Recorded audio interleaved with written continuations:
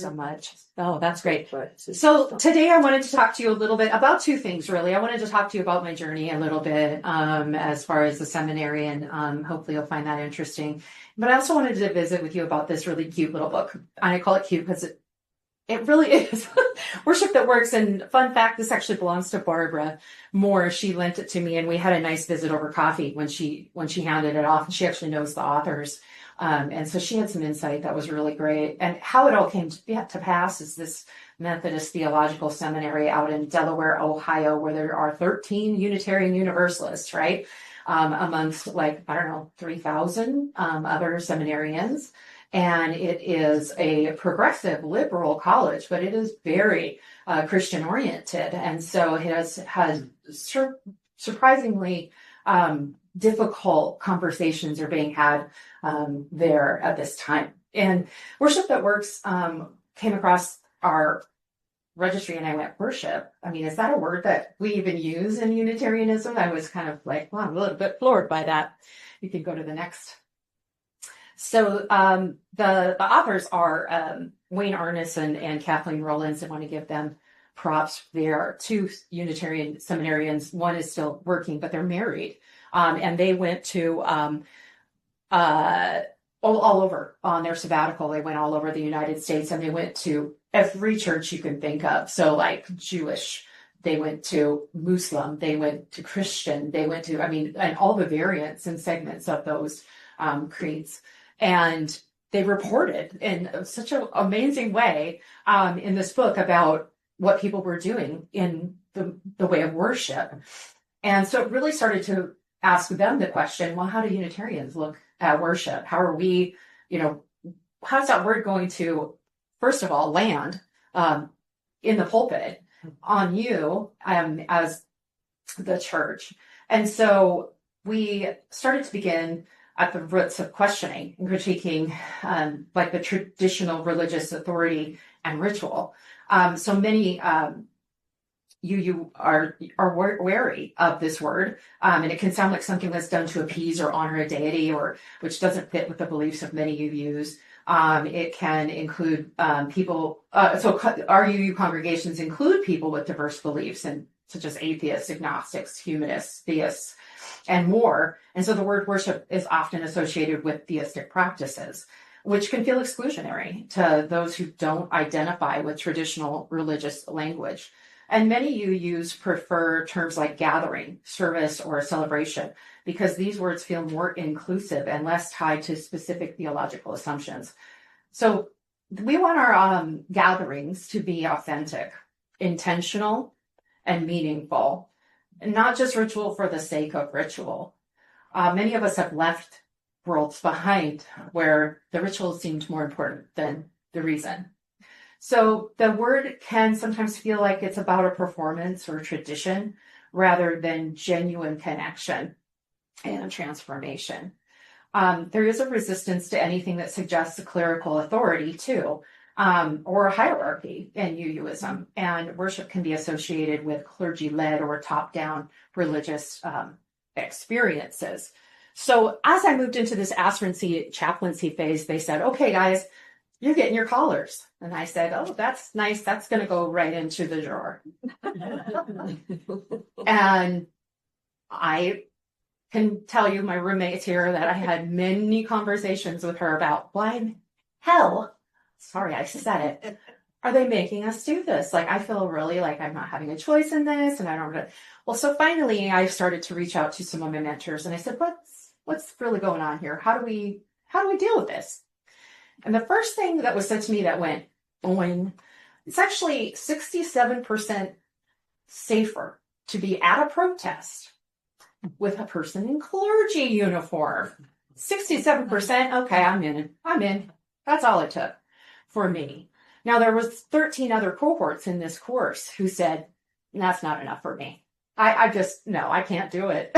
So we had long conversations, and we ultimately began to draw in a public forum on Facebook, which is called UU Seminarian Salon. Now, these are seminarians all over the world. And more people were like, let's explore this. Why do we do this? And what part does this play in worship? And so we started to think about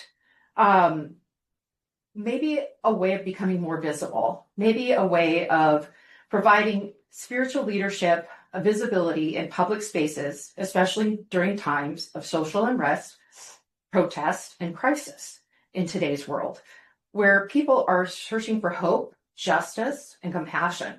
The collar signals that clergy are present, available, and engaged in the work of love and justice. It's a way to exist as love in the world. That's kind of when everybody went, okay, I get it. That makes more sense to me. But we're all really uneasy in these. They don't feel normal or natural. This is not, me coming into the Unitarian church in my t-shirt, but, like, we can do it, But it is a way that I can be protective of my family and friends and those of us that are going through the crisis of living today. So I wanted to be visible and be a public witness for Unitarian Universalism. The collar also challenges traditional assumptions about who clergy are and what they look like. So many people expect clergy to fit into a certain mold, often male, often Christian and conservative. When you use seminarians wear the collar, especially those who are women, LGBTQ+, or from diverse backgrounds, it expands the public's understanding of spiritual leadership and inclusivity. It says clergy can look many different ways, and a loving clergy actually exists in many different spaces. And that was a big point, because a lot of people with religious trauma, they don't want to see you if you have this on. Like, I wouldn't necessarily want to be walking into chaplaincy in the hospital with a clergy collar on, because they wouldn't necessarily expect that. And there is so much religious trauma that they may have a very negative reaction. And so you have to be very cognizant of the space in which you wear the clerical collar. So the other part is practical. So the collar can grant us access to places and situations where spiritual care is needed, such as hospitals, prisons, or protest sites where clergy are recognized and allowed to offer the support. This is especially important in times of crisis or when advocating for justice. Well, who's doing that work? Who's doing it? So let's, whatever we got to do, we'll do it. And we'll make ourselves uncomfortable to do it. And that is the commitment that we would make, certainly to all of you and everyone else that we're serving through this ministry. LaVonne, do you want them moving that at all? Oh, I forgot about that. Okay, I wondered. Okay. Go ahead and move it. So worship, getting back to the main understanding of what it is we're talking about and how we worship, whether it's through a clergy form or through a church, is very different for us as Unitarians. I was not really great. Okay, worship, I don't really get it. It feels weird, as we discussed. But for me, as a humanist Unitarian Universalist, this book reframed worship, not as reverence for a divine being, but as a shared human act of meaning making and intentional opening to transformation through community. And that's when I went, okay, well, that's literally what these authors were doing. They were completely reframing worship within a more liberal or progressive lens. So it's our job as seminarians then to make sure that we are describing what we mean by words. We're not going to walk in and use words that may have triggering effects or may not necessarily land properly in contexts like ours. And so I think the most important thing that we do as Unitarian Universalists is we communicate. We're great communicators. We're all up in our heads all the time. We're thinking about things and talking about things. And so here I am discussing one more facet of our religion. So the worship book describes this intentional act of meaning making, which I just love. I think that is ultimately what I'm doing. And I know that the seminarians that I'm with are also meaning makers. They're going into their communities, they're going into churches, they're going into hospitals, they may be going into police stations. I actually have chaplaincy friends that are in police stations, and they're in fire stations, and they're in colleges, and they're in places and spaces that we may not think about. And so they're making meaning, and what they're doing, that reflects upon Unitarian Universalism as well. And so that's an important aspect that we can carry as seminarians. The worship that we look to is defined by authenticity. You can go next. I talked a little bit already ahead. Sorry. This was kind of a last minute thing I put together because the last time I talked, I was trying to meet my time and I was talking a little fast and Fred couldn't understand some of what I said. And so I want to make sure that I get it right for Fred and he can read it if he needs to. So I guess the main idea here is authenticity and intentionality and to some degree spiritual depth. It's not just about running a service smoothly, but about making it meaningful and transformative and alive. And the author suggests that the worship is actually a communal act. So where authenticity meets making space for everyone and intentionality transform habit into ritual, spiritual depth is found in presence and connection.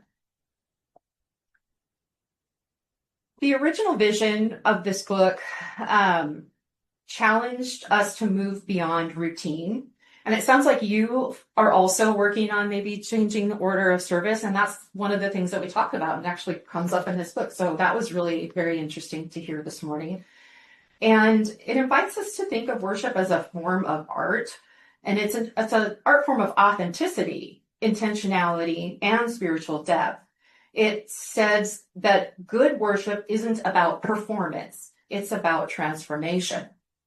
And it reminds us that every gathering, no matter how small or simple, is an opportunity to touch what is most human in us and most sacred in life itself. This vision still holds, but our context, our world, is calling us to evolve how we embody it. You can change that.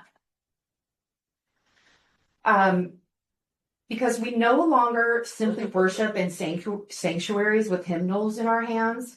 We are gathering in living rooms and on screen, in outdoor circles, in hospital rooms, at bedsides. And our worshiping is for a world that's on fire, ecologically, politically, spiritually. And the question now is not just how to make worship work, but for whom and for what purpose and toward what transformation. I think next slide. Authenticity is the courage to be real. It's a person standing before you who's 52 years old, was raised Catholic, came to Unitarian Universalism at 30 years old, hid the Unitarian Universalism in their life, their practice, from their very Catholic family until they got the approval from their nun aunt at 92 years old on her deathbed to go to seminary, right? So there's so much packed behind each and every one of us that are here. And here I stand before you with my tattoos and my Halloween socks and now this clerical collar. And I'm like, who am I? And that's the transformation, though, isn't it? That's what we do when we lean into the things that are hard.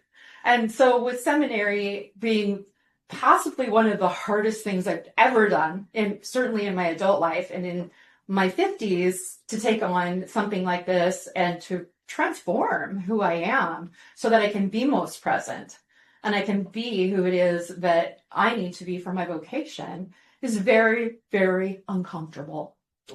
So we live in a very uncomfortable time in a very uncomfortable world. Why should I be comfortable? That's the way I look at it, right? So we're going to lean into that uncomfortability and be authentic. And that is courageous, okay?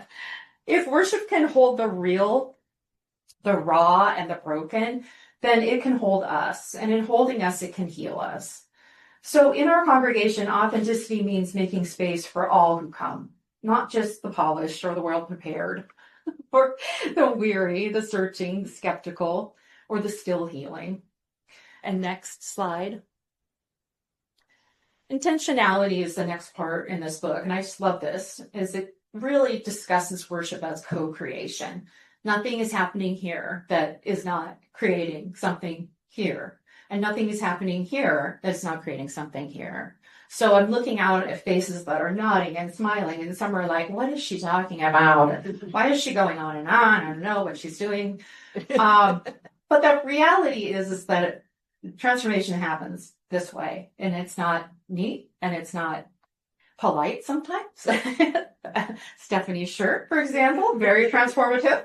But authenticity means making space for all of that and for all who come to it, and not just those who are looking like they might fit the part. Okay, and then intention is what transforms the patterns from habit into ritual too. So when we think about this from a positioning of like worship, how do we make that meaning? What are we doing that becomes more of a pattern or a ritual? And we want to make sure that we're creating transformation in that, and that it changes and evolves with who we are and what we are experiencing in our communities. The next little slide is on spiritual depth. And this is a third principle, and it's talking more about how we used to think that worship should be profound, and that maybe we were raised to believe that. If you've been a long-time Unitarian Universalist, I'm learning so much about the long-time history of, third generation, fourth generation Unitarian Universalists who have a totally and completely different experience in this area of worship, where spirituality is so different for every single person, and it may not be present at all. And so sometimes what I'm learning is how to look at a word and realize the meaning is transformational as well as translational. So we must translate what each other may experience with that. So spiritual depth is also our pluralistic community. We may all share the same language about the divine, but we share the experience of being moved by beauty, by truth, and by connection. Next. And to end, I guess I want to talk about the urgency of, what we're experiencing. So worship in a time of urgency, living through ecological collapse, social fragmentation, and spiritual fatigue. And yet we gather week after week, we gather. And why? Because humans are making meaning. Worship is our act of resistance against the forces that would have us numb and distracted and divided. When we worship together, we might sing, or we might sit in silence, light a chalice, but we are saying there's still beauty, there's still connection, there's still hope worth tending. And next, embodiment is the worship of body. So it speaks to an embodied presence. Our theology is often heady. We love ideas. We analyze, we discuss, we deconstruct. But worship that works, worship that transforms, asks us to come back to our bodies. Because it's through our bodies that we experience awe, gratitude, and grief. So let us reclaim movement in worship, the gesture of lighting a chalice, the shared stillness of meditation, the laughter that ripples through a room, or tears that may fall in compassion. And that too is also referred to as liturgy, the liturgy of life. And next. Okay, so I'm in closing. I couldn't remember if I'd done a last closing slide. Worship at Works began by asking how to make worship more meaningful. And today the question has evolved. How do we make worship transformative, not just for us, but for the world? How can our worship deepen resilience, nurture compassion, and equip us to act with courage in a fragile, pluralistic, beautiful world? When we gather in authenticity, intention, and spiritual depth, when we honor silence, story, and symbol, when we see worship not as performance, but as communal transformation, then we become a living liturgy. And perhaps that is the future of Unitarian Universalist worship, not something we attend, but something we become.